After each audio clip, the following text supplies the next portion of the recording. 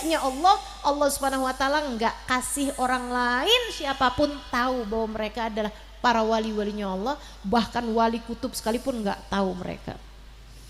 Katanya yang pertama yang dapat makom dakhilul hijab adalah Al-Qarni, Sayyidina Uwais Al-Qarni. Itu adalah salah satu wali yang Allah Subhanahu wa taala jadikan sebagai dakhilul hijab, ada dalam hijabnya Allah Subhanahu wa taala.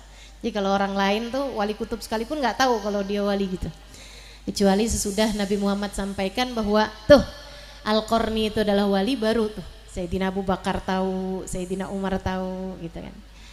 Gitu tuh teman-teman saya sekalian, itu para wali-walinya Allah Subhanahu wa taala. Nah, kenapa saya ceritain para wali-walinya Allah ini kepada teman-teman sekalian? Karena gini, kita tuh kalau punya cinta sama orang yang dicinta sama Allah, kita bisa ikut-ikutan dicinta loh. Itu tujuan saya. Makanya kenapa saya punya majelis hampir selalu kalau nggak Nabi Muhammad yang saya ceritain, kalau nggak orang-orang soleh yang saya ceritain. Betul nggak? Ibu pernah nggak dengar saya di majelis ceritain pejabat gitu? Pernah? Enggak pernah. Pernah nggak ibu-ibu dengerin saya cerita tentang pengusaha gitu di majelis saya? Enggak pernah ibu ya.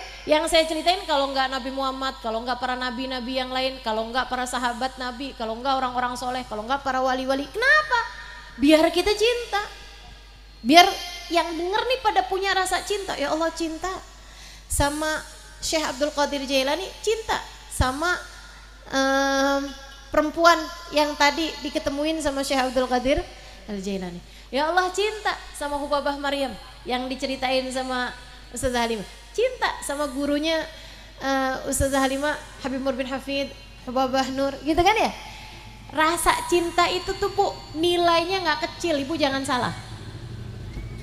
Rasa cinta yang ada dalam hatimu kepada salah satu dari walinya Allah Subhanahu wa taala, itu yang nilainya nggak kecil di mata Allah Bu, dan itu bisa jadi penyebab keselamatanmu ntar di akhirat.